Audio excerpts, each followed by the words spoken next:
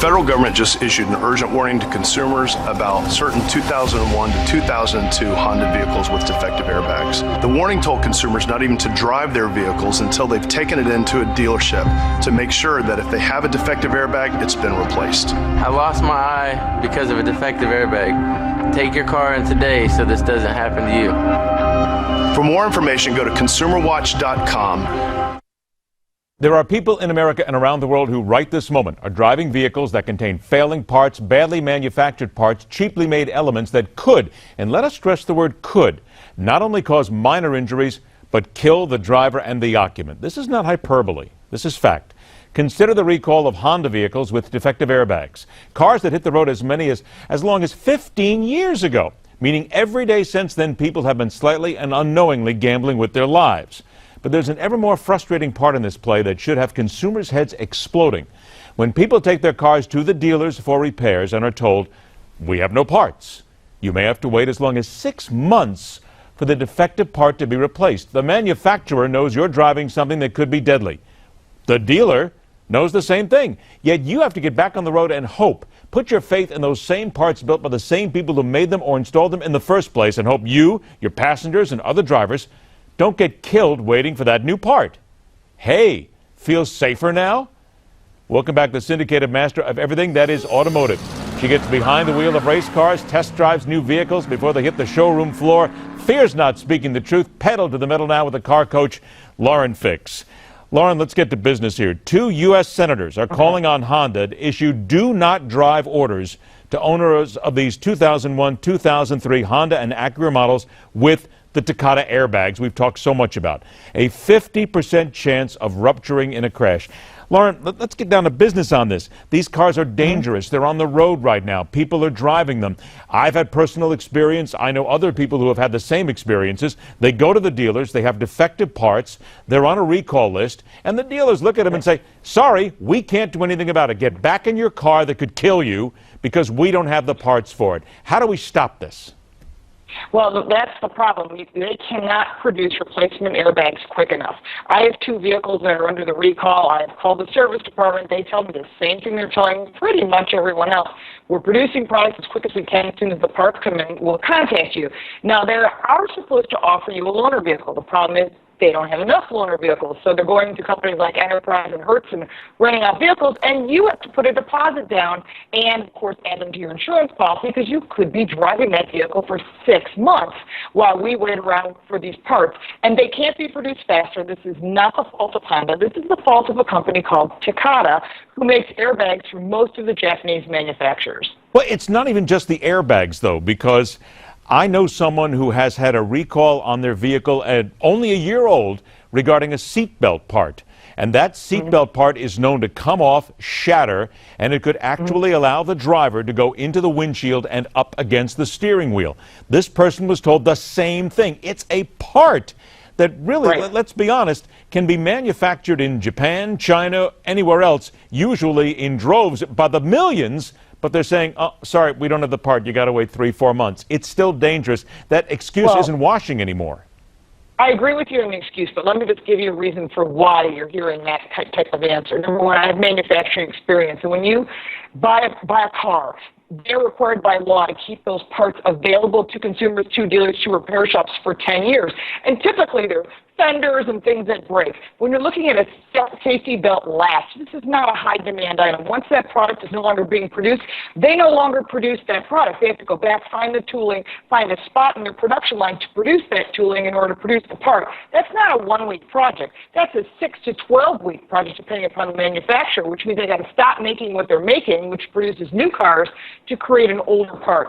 Yes, there are aftermarket companies that can produce it, but do you really want to put some part that's made in Thailand on your vehicle? But I get that. Right part? I mean, I absolutely get that, but I got to tell you, from the consumer standpoint, when you say the phrase, find a spot in their manufacturing line, and I know you're talking from experience, you've been there, you've seen the manufacturing lines themselves, but when you say that, the consumer says, I'm sorry, that doesn't wash. I'm still driving a dangerous vehicle, and it's your fault. Well, you are right on that point, and that's why NHTSA is going out trying to say that we want 100% of people to get all their vehicles recalled. You're never going to get 100%. Some cars are in salvage yard, some people don't even connect with the world, some cars are just sitting parked somewhere, and so those people you may not be able to reach.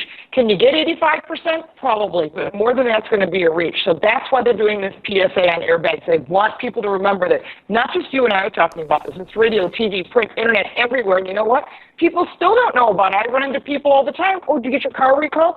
No. Is there a recall on my car? I mean, to me, this tells you that people just disconnect from the world and they live in the Pokemon Go world instead of what's really going on when it comes to the safety of your vehicle and the safety of those around you. All right, we're going to continue to follow this story breakdown here. A couple of minutes left. I want to hit something else. Let's stay political for a moment. The president of the United Auto Workers, Dennis Williams, he has promised. He knows that Hillary Clinton has promised him that she would try to rewrite the North American Free Trade Agreement to better protect workers. In your opinion, give us some real insight here. This whole NAFTA issue here, how is this really going to affect American-based automobile manufacturing, and do you think it'll make it better or worse? This is going to be a huge impact. Let me just say, you've got TPP and you got NAFTA. Between the two of them, if things stay the way they originally wrote it, it is going to hurt the United Auto Workers, American people who work anywhere to do with the automotive industry and the automotive industry as a whole. Right now, there's a percentage that's required of each vehicle sold in the U.S. to be made in the U.S., especially if you're a domestic brand. But now, with TPP and NAFTA, they're saying, oh, we're going to send these products to Mexico. Right now, there are 42 car makers and 400 different models being produced in Mexico. That means no jobs for the U.S. And Hillary's thought is, gee, if I get into office, I'm going to try and unionize the workers in Mexico. I can tell you this, the country of Mexico is going to tell you, get back on your own side of the border. That's not going to help. You can put trade embargoes on, which we're hearing that the Trump campaign is talking about around 10%, possibly more or less. This is all just hearsay at this point. But for them to put an embargo on that will cause manufacturers to say, you know what, we do have that plant sitting somewhere in the United States that could give us jobs and could bring car manufacturing back to the U.S. TPP is not a friend of the automakers. As far as other industries, it probably doesn't help them either. But with NAFTA, I'm telling you, they're already producing cars in Canada and Mexico, and we are losing jobs. And that is not going to change unless we change those agreements. Give me 30 seconds. Real quick answer. In your opinion, what is the one thing that needs to be done to convince more automakers to produce their cars here in Mexico and make it worthwhile and bring those jobs here? One thing. Comes down to profit margins. We have to cut the costs, and the unions are demanding $10 more an hour, and that is what's costing them money. And they're saying, fine, you want to raise the price to $29 an hour? We'll just move our products to be produced in another country. So you have to give and take here, and they don't want to give. And so that's your biggest problem right there. All right, I got about 90 seconds left. Where you been and what have you been driving?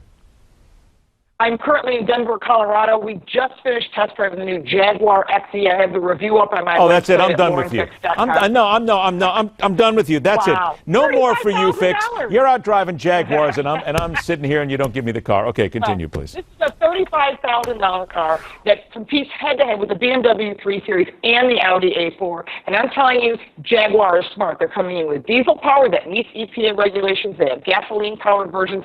And with all their technology, there is no question they are in the running to compete in that category. All right, so then tell us, and how much did you say this Jaguar would sell for, or did you? Starts at $34,995. Okay, $34,000, not too bad. That's reasonable. How does it then rank against those cars? Because sometimes when these really great automakers take their cars, they drop them down in price. Sometimes they come out a little cheapy. I remember what happened to the Jags a long time ago. Oh, not in this case. I hear what you're saying. When they downgrade to a lower trim level, right, suddenly that's not so good.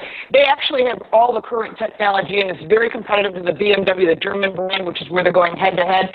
And when you take a BMW 3 Series, which I truly love, and I love the Audi, and I love the Mercedes that compete head-to-head with this, I am telling you, you're going to put yourself 20 grand higher in order to get the same car for the same quality. All right, I remember the last time when Jaguar, I forget when they changed the frame, I think it was Lincoln Mercury, I'm not even sure it was involved in it. 4 days. That was Jaguar is now awful. owned by a company called Takata, and I'm telling Okay. you, he gave them free reign to produce a quality vehicle that was designed right. And that, I don't own a Jaguar, but I will tell you, this is an impressive piece. I'll accept one any day. Please send it here. LaurenFix.com. Go to the website every single day. Check out what's happening automotive. Always a pleasure, Lauren. Take care. We'll talk to you again next week. That's it. We're out of here. Get behind the wheel of a good car and enjoy the weekend. Rock on, true believers. Take care of yourselves. Good night and good luck.